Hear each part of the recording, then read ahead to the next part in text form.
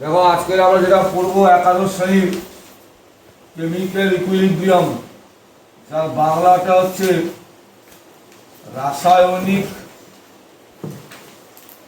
সাম্যাবস্থা।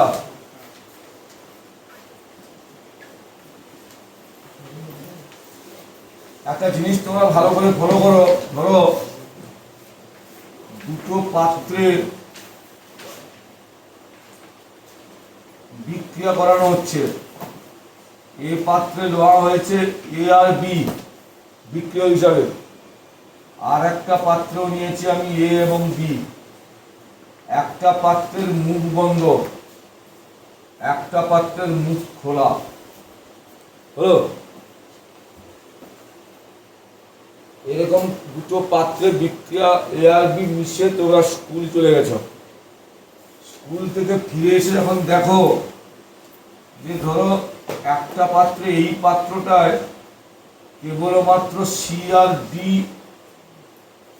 আছে, এ আর বি নেই। আবার আর একটা পাত্রে দেখলে সেখানে এও আছে, বিও আছে, সিও আছে, ডিও আছে, চারটাই আছে।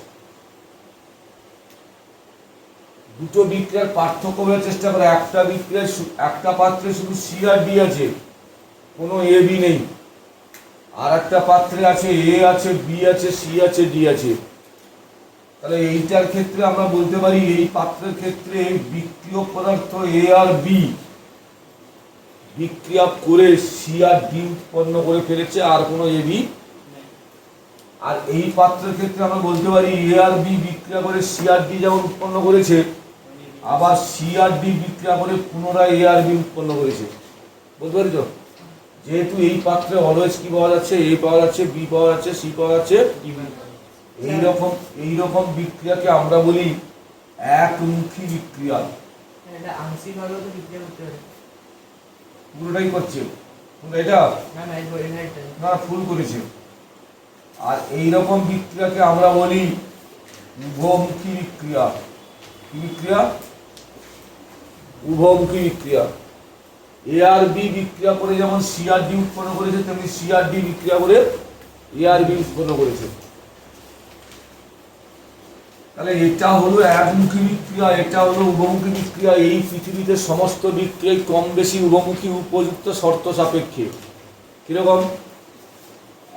শুভঙ্কর একটা পাত্রে বিক্রিয়া করাচ্ছে মুখটা খোলা রেখে, ক্যালসিয়াম কার্বনেট নিয়ে প্রচুর পরিমাণ তাপ দিচ্ছে। ইন্দ্রনীল আর একটাতে পাত্রটা মুখটাকে বন্ধ করে দিয়ে ক্যালসিয়াম কার্বনেট দিয়ে প্রচুর পরিমাণে তাপ দিচ্ছে। এক্ষেত্রে বিক্রিয়া করে ক্যালসিয়াম কার্বনেট বিক্রিয়া করে কার্বন ডাই অক্সাইড উৎপন্ন করবে, আর কি উৎপন্ন করবে? ক্যালসিয়াম অক্সাইড উৎপন্ন করবে। কার্বন ডাই অক্সাইড কি পদার্থ? মুখটা খোলা বলে কার্বন ডাই অক্সাইড গ্যাস।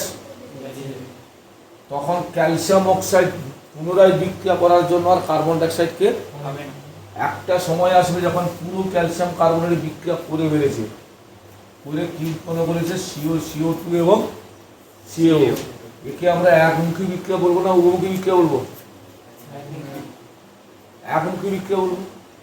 এই পাত্রের মুখ বন্ধ বলে এখানেও ক্যালসিয়াম অক্সাইড আর কার্বন ডাই অক্সাইড উৎপন্ন হয়েছে, কিন্তু কার্বন ডাই অক্সাইড গ্যাসটা বেরিয়ে যেতে, যার জন্য ক্যালসিয়াম অক্সাইড পুনরায় কার্বন ডাই অক্সাইডের সঙ্গে বিক্রিয়া করে কি করছে?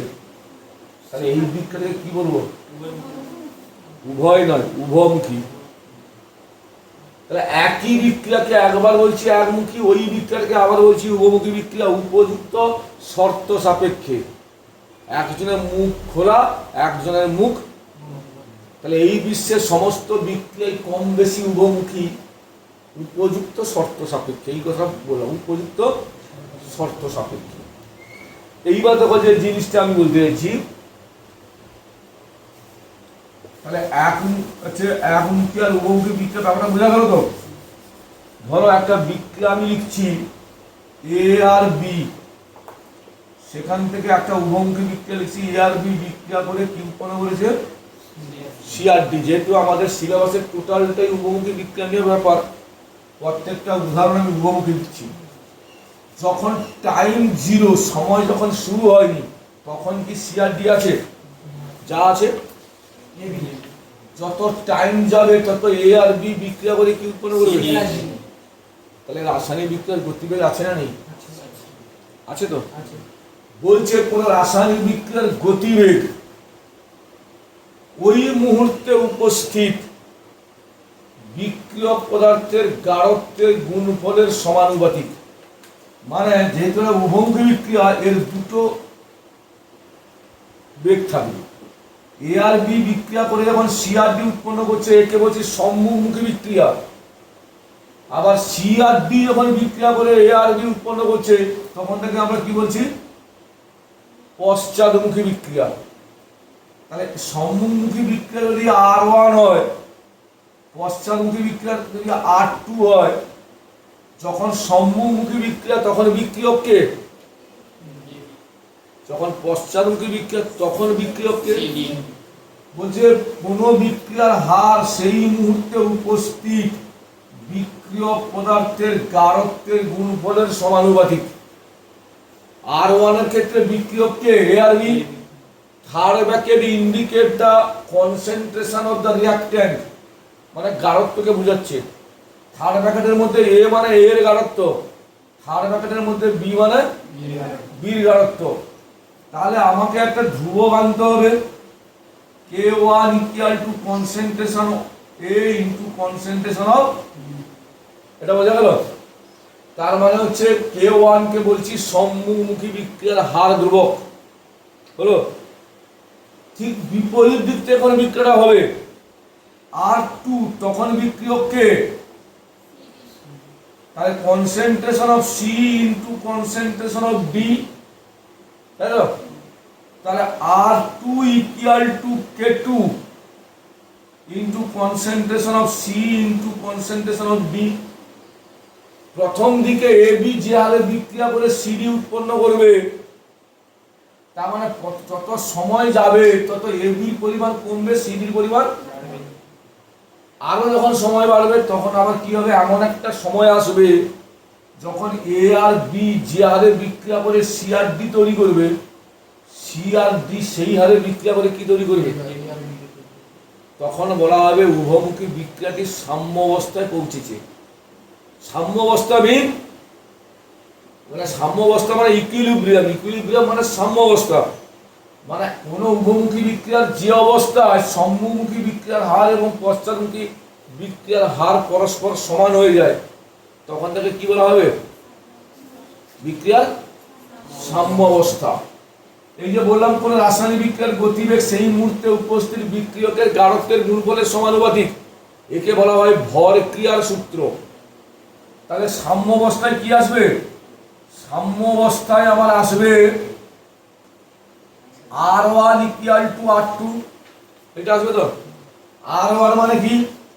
K1 into concentration of A into concentration of B equal to K2 into concentration of C into concentration of, ঠিক তো? আমি যদি বলি K1 বাই K2 কত হবে? Concentration of C into concentration of D into concentration of A into concentration of. K1 টা তো ধ্রুবক, K2 টাও ধ্রুবক, বাই ধ্রুবক কি হবে? সেই ধ্রুবকে একটা নাম দিতে হবে। কি নাম আমি দেবো? না দেখো, এই বিক্রিয়াটা যেহেতু বিক্রিয়ক এবং বিক্রিয়াজাত পদার্থকে আমরা কি দিয়ে সূচিত করেছি? গাঢ়ত্ব দিয়ে সূচিত করেছি। সেই জন্য এই সাম্য ধ্রুবকের নাম দেব কেসি। কেসি মানে equilibrium constant with respect to concentration. বিক্রিয়ক এবং বিক্রিয়াজাত পদার্থকে গাঢ়ত্ব দিয়ে সূচিত করেছি বলে এই সাম্য ধ্রুবকের নাম হচ্ছে কেসি। তাহলে KC equal to concentration of C into concentration of D by concentration of A into concentration of B. বোঝা গেল? এবারে দেখো পরীক্ষায় কেমন পড়বে। পরীক্ষা এটা তো আমি একটা তোমাকে থিওরিটিক্যালি বোঝালাম, ফর এক্সাম পরীক্ষায় কেমন পড়বে। আচ্ছা, পরীক্ষা পড়ার আগে আরেকবার বলে দিই। ধরো এখানে এর সহগ কত,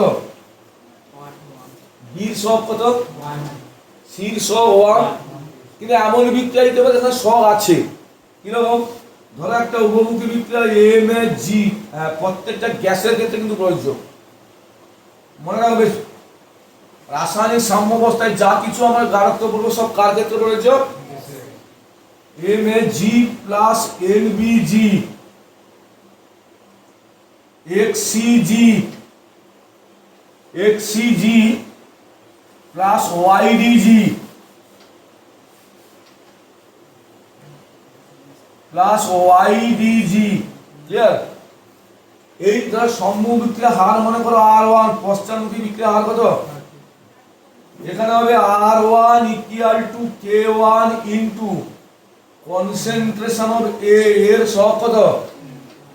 রাসায়নিক বিক্রিয়া হারের সময় তার সহগটা তার পাওয়ারে কনভার্ট হবে। পাওয়ার মানে A to the power M into B to the power N। তাহলে R2 হবে K ও K2 equal to concentration of C whole to the power X into concentration of D whole to the power Y। তাহলে সাম্য অবস্থায় কি হবে? সাম্য অবস্থায় কি হবে? আমরা কি জানি? R1 ইকুয়াল টু R2, ঠিক তো? R1 ইকুয়াল টু, তাহলে এখানে হবে K1 by K2 equal to concentration of C to the power X, concentration of D to the power Y, concentration of A to the power M, concentration of B to the power N। হলো? তাহলে এই সাম্যতার নাম কি? কেসি। যেহেতু বিক্রিয়া এবং বিক্রিয়াকে কি দিয়ে সূত্র করেছি? গাঢ়ত্ব দিয়ে সূত্র করেছি, যার জন্য তার নাম কেসি।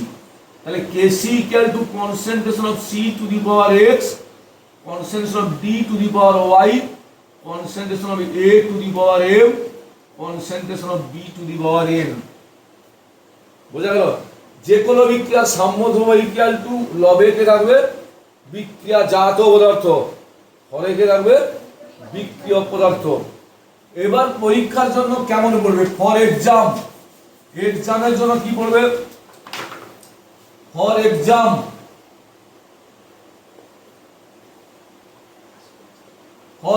দেখো আমাকে পরীক্ষা দিল এরকম N2G প্লাস 3H2G 2NH3G, বলবে এই বিক্রিয়ার কেসির মান লেখো।